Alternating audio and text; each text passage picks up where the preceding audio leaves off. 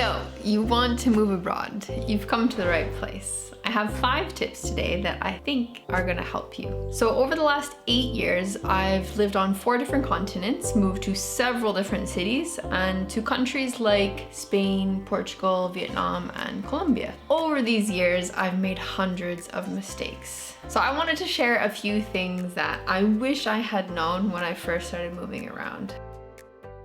First of all, visas, work permits, and residencies, this can be such a headache.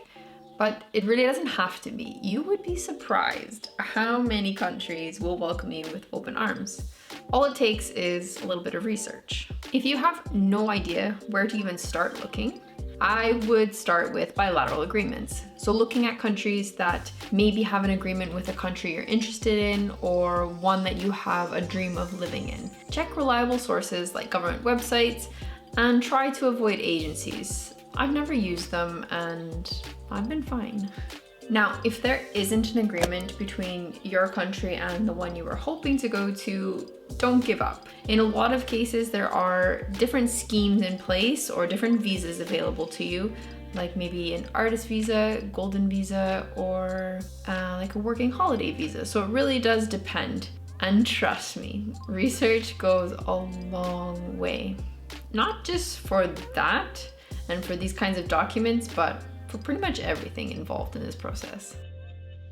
In a lot of ways, getting a job while you're abroad is similar to getting one at home. There are some things to consider though, whether you want to get one before you go, once you've arrived, or the very new option, digital nomadism. Now, I could make several videos about just this topic. That is why I created the course.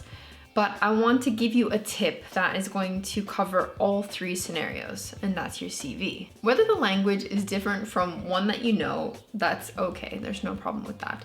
You're first going to want to start with polishing up your CV in your language. Then you can get an expert to translate it into the language of the country that you're going into. The cost should be relatively small, and if it's going to help you get a job in your dream country, then it's probably worth it, right? Now, if you're already thinking, well, what about the next steps? The application, the job interview, that's okay. If you can understand me in this video, probably gonna be fine when it comes to any sort of language barriers, when it comes to the application or the job interview.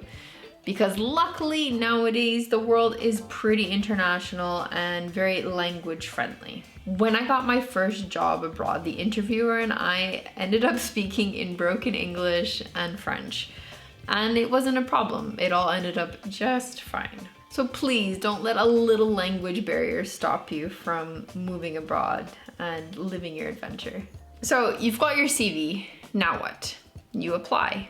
Where can you go to find jobs in the country that you're searching in? The best one, the go-to one, is going to be LinkedIn. Like I said, your search abroad is going to be similar to the one at home. There are lots of other options out there, especially if you're looking into remote work and to being a digital nomad. That's a whole different game, and we talk a lot about that in the course. But for now, just think about LinkedIn. Leaving everything behind. That sounds pretty intense when you say it like that, right? I do agree. Leaving family and friends is never easy. It's a very difficult process. And the best way I've found to handle this is actually to have a family fund set aside. We all know it's important to plan your trips well ahead of time and to have your visit with your family or friends prepared. But sometimes there are things that you can't plan for. Like when I was living in Vietnam, my mom got diagnosed with cancer. So I actually ended my contract and I left and I flew home to be with her throughout that process. Knowing that you have a pocket of money set aside for these kinds of emergencies or when you're feeling a little bit homesick will really help alleviate some of that leaving anxiety. Because the reality of it is life happens. There are a lot of unexpected things that can happen, and being ready can really help. How much money do you need before you go, and how much do you need for once you've arrived? Great questions, right? So one of the best things I think you can do is to find an average of the cost of living of the place that you're planning to go. I personally like to use Numbeo. An ad is not coming, don't worry. When you're writing out your budget, you want to have 2 numbers in mind. for high season and for low season.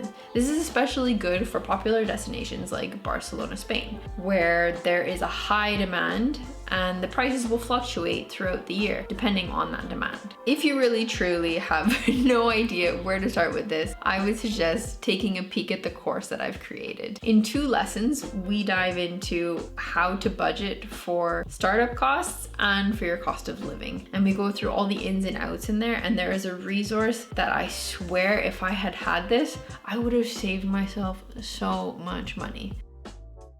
When you first arrive, everything will be different. You'll need time to adjust and start setting up your life. I only learned this lesson a few moves ago when I arrived in Portugal. I used to take my sweet time doing all of the bureaucracy, filling out all the paperwork, and then I ended up scrambling last minute to get my business visa sorted out, or crying in a hotel room because I was wondering if I had made the wrong decision. The best thing that I can tell you is to hit the ground running as soon as you've arrived. Take a few days, rest a little bit, breathe, relax. You've just gone through a big transformation, life change, but you also don't want to hate your new life. So getting things going and started right away will actually help with this.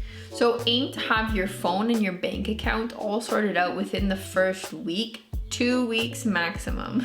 After that, chip away at your to-do list. A lot of these processes can take 3 to 6 months to complete, like switching over documents, maybe names, vehicles, finding a place, getting everything sorted out. The aim is to actually avoid culture shock and to get into your new life as soon as possible. You have the beautiful opportunity to shape the life that you want and be exactly who you want to be. I know it's scary to leave everything behind. If you've come this far, you obviously want this very badly. And I know you can do this. I also know how much time, resources, money, planning, research goes into preparing and sculpting your dream life abroad. That's exactly why I created this course. I want you to be able to live your own adventure, whether that's for a job opportunity or because you want to escape the monotony of life that you're used to, or you want to experience a different culture, different foods. I want you to be able to have that, and I think you can. This course is made up of hundreds of hours of research and experiences that I've had over the last 8 years. With 13 videos and loads of resources, you'll have all the tools and knowledge you need to make this move happen. You'll learn things like deciding where to go and why, what research you need to do and how to plan everything, the visa options available to you, how to budget, dealing with your job situation, and ultimately how to set up and build a successful life once you've arrived. If you'd like to learn more about the course, just check out the link in the description below and I'll see you in there. And if this isn't something you're interested in, I at least hope that some of these tips helped. And either way, I hope that you really can live your adventure and make your dream move abroad.